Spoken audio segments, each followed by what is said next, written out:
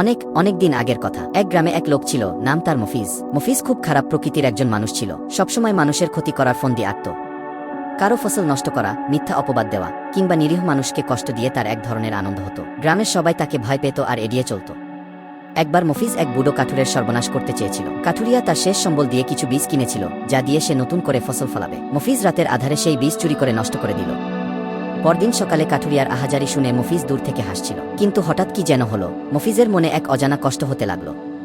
সে দেখল কাঠুরিয়ার চোখের পানি দেখে গ্রামের অন্য মানুষেরাও কষ্ট পাচ্ছে, সবাই মিলে তাকে সান্ত্বনা দিচ্ছে। মফিজ ভাবল, সে কি তবে একা, যাকে কেউ ভালোবাসে না? তার এই পাপের কাজের জন্য কি সে কখনো শান্তি পাবে না? সেই রাতে মফিজ ঘুমাতে পারল না। তার মনে বারবার ভেসে উঠছিল তার করা সব অন্যায়ের ছবি। তার মনটা অনুশোচনায় ভরে গেল। পরের দিন সকালে সে কাঠুরিয়ার কাছে গিয়ে তার পায়ে পড়ে ক্ষমা চাইল। কাঠুরিয়া প্রথমে অবাক হলেও মফিজের অনুতপ্ত চেহারা দেখে তাকে ক্ষমা করে দিল।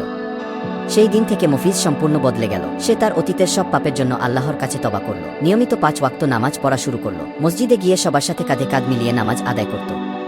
সে তার আগের সব অন্যায় কাজের প্রায়শ্চিত্ত করতে লাগল। যাদের সে ক্ষতি করেছিল তাদের কাছে গিয়ে ক্ষমা চাইল এবং সম্ভব হলে ক্ষতিপূরণ দিল। মফিজের এই পরিবর্তনে গ্রামের সবাই অবাক হল। যে মানুষটি এতদিন মানুষের কষ্টের কারণ ছিল, সেই মানুষটি এখন সবার প্রিয়পাত্র হয়ে উঠল। সে এখন গ্রামের সবচেয়ে সৎ এবং দয়ালু মানুষ।